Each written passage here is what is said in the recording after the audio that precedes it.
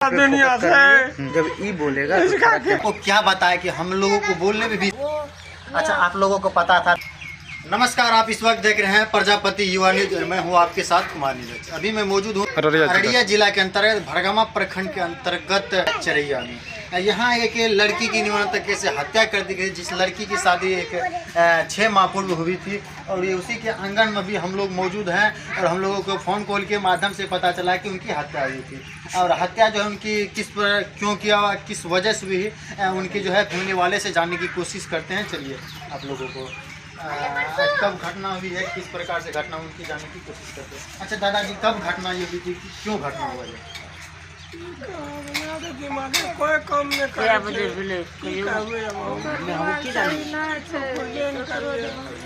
अब सोच सकते हैं कि एक दादा का क्या स्थिति।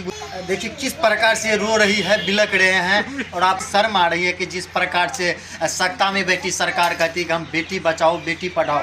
यहाँ ना तो बेटी बचती है और ना बेटी पढ़ तो पाती ही नहीं है, तो बेटी बचेगी कहाँ से? जब एक आदमी सरकार का ऐसा कोई नियम ही नहीं है कि बेटी को पढ़ा सके, और फिर भी जो है ना जो अपने बेटी को जन्म देती है तो एक उम्मीद से रखते हैं कि मैं अपनी बेटी को अच्छे से परवरिश करूँगा, अच्छे से पढ़ाऊँगा और अच्छे से लिखाऊँगा और उनके बाद अच्छे से डोले में विवाह करूँगा। और उनके जो है अपना प्राण दे दिया अपना। आप जानते हैं कि पिता ने अपनी पूरी दंपति जीवन जो अपने गांव की पूरी जमा पूंजी जो है एक बेटी के चलते पूरा खर्च कर दिया और बेटी को पढ़ा लिखा कर अच्छे से डोली में बिठाया। और एक लड़का जो है लड़के से उनकी शादी कर दिया जाता है और वो लड़का जो है इस तरह से शादी नहीं होता, माता पिता की राजी जान की लड़का और लड़की की राजा खुशी नामा से उनकी शादी होता है।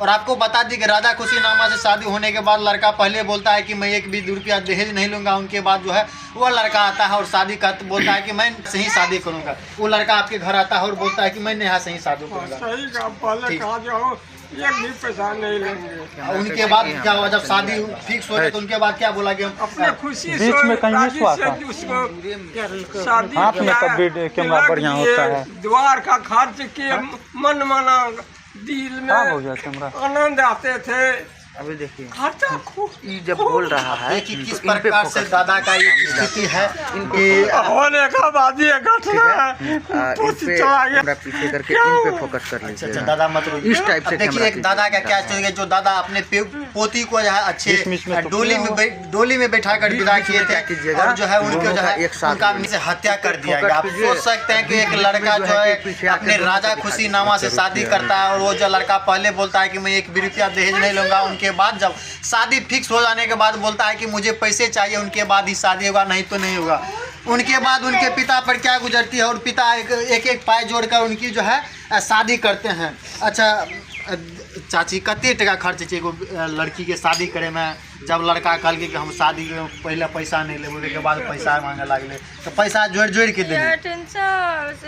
सीडी कैमरा लगेलो रे, एते द्वारी पर 2टा, वो द्वारी पर पूरे सीडी कैमरा लगलो रे। शौक से शादी करलके, ऊ डील डाल से बहुत सजावट करलके। मड़वा जे सजेलो रहे ना, ये इतना सुंदर रहे कि मड़वा हमें का ना देखली।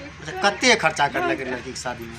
शादी में सबसे पूरा के देनी लेनी दहेज से 12 लाख टका। अच्छा दहेज जो दिलके कते दहेज का जो 7 लाख थी, 5 लाख दिलके। आप सोच सकते हैं कि जो लड़का बोलता है कि हम पहले प्यार किया, प्यार करने के बाद बोलता है कि मैं राजी खुशी से शादी करूंगा, मैं 1 भी रुपया नहीं लूंगा।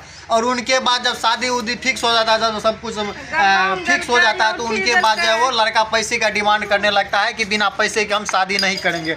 चलिए उनकी भाभी है, जानते हैं कि आखिर नेहा को जो है किस प्रकार जाता है। नेहा कैसी लड़की थी? अच्छा नेहा कैसी लड़की थी? बहुत बढ़िया लड़की। अच्छा शादी से पहले उनका जब शादी हुआ, जब लड़का जो प्रेम प्रसंग जो लड़का क्या बोल रहा था कि लड़का आपके घर पे आ रहा था और क्या बोल रहा था कि हम राजी खुशी शादी करेंगे और कोई दिक्कत नहीं है।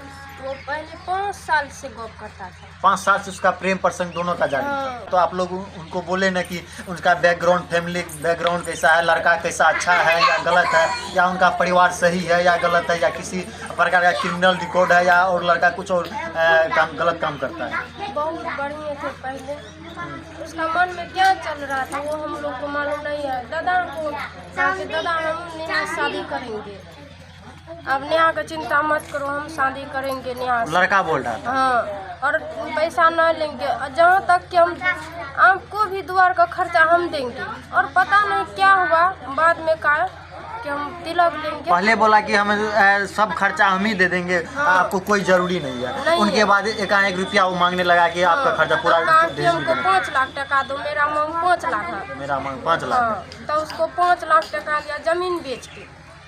जमीन बेच। हाँ, 5 लाख टका दिया और 3 लाख का सामान दिया, अपना मन पसंद से सामान। आप सोच सकते हैं कि बिहार में कहता है कि दहेज प्रथा बंद है। दहेज प्रथा कहाँ बंद है? देखिए नीतीश जी और देखिए हमारे सत्ता में बैठी सरकार, आप नरेंद्र दामोदर दास मोदी जी, सुनिए कि किस प्रकार से एक पिता को कठिनाई झेलने पड़ते एक लड़की की शादी करने के लिए। आप लोग बोलते हैं कि दहेज बंद है।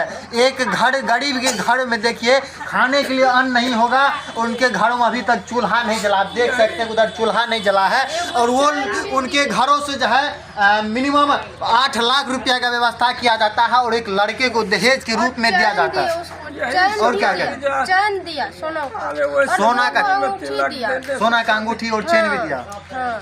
अच्छा, अब उनके बाद जब सब कुछ सही था तो कितना दिन हुआ? उनके बाद क्या हुआ कि आखिर जो है नेहा कुमारी की हत्या कर गड़बड़ नहीं हुआ? कई दिन के बाद वो दूसरा लड़की से गप कर रहा था।